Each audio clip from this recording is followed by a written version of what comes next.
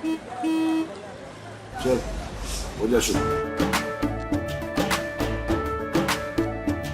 केसरिया से मन जोगी हुआ रे, दिल झूमे देखो पतवारा हुआ रे, दिल झूमे देखो पतवारा हुआ रे। हर पल मनाओ केसरी त्योहार। विमल, बोलो जुबान केसरी। सुंदरकांड के अवसर पर यहाँ आमंत्रित किया है, बहुत ही अच्छा लगा है। साधु संतों से भेंट हुई है, आशीर्वाद मिला है और मैं एक बार फिर अपने मित्र प्रवीण शंकर कपूर जी को बहुत बहुत इस सुंदर कार्यक्रम के लिए बधाई देता हूँ। तो दिल्ली में दूसरी समस्या एक पानी की। मंत्री हैं वो कह रहे हैं कि वृक्षारोपण जो है ज्यादा दिल्ली में कराया जाएगा ताकि हीट वेव से बचाया जा सके। पानी पर अलग ही कोहराम मचा हुआ है। देखिए, पानी के बारे में अनेकों बार हमने मुद्दा दिल्ली विधानसभा के अंदर भी उठाया जब मैं लीडर ऑफ अपोजिशन था, और दिल्ली विधानसभा के बाहर भी उठाया है।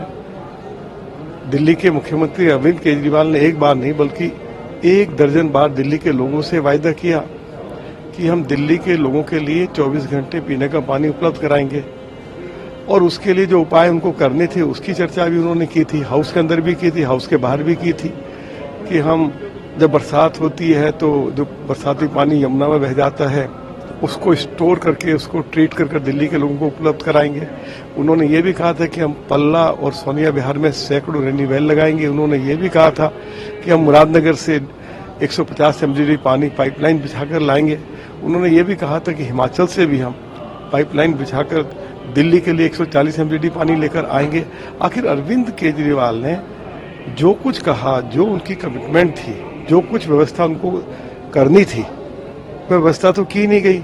अब आरोप प्रत्यारोप करना, और वो एक बार नहीं अनेकों बार सुप्रीम कोर्ट के पास गए हैं। सुप्रीम कोर्ट ने भी उनको अच्छी खासी फटकार लगाई है। तो अब ये कुछ कर नहीं पा रहे हैं आरोप प्रत्यारोप के अलावा।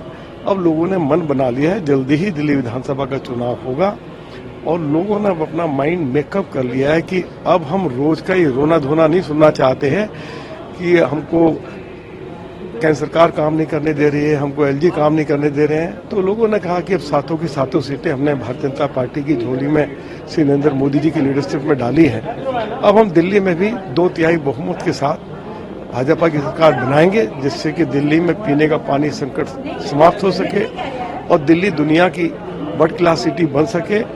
ऐसी इच्छा देश के यशस्वी प्रधानमंत्री आदरणीय नरेंद्र मोदी जी की है। राहुल गांधी सर नीट पर प्रधानमंत्री के नेतृत्व में उनके संज्ञान में करप्शन हुआ है नीट पेपर लीक मामले। देखिए, मैं आपको बताना चाहता हूं कि दर्जनों बार इस तरह के आरोप लगाए गए हैं और मामला ये कोर्ट में भी लेकर गए हैं। कोर्ट से भी इनको फटकार पड़ी है।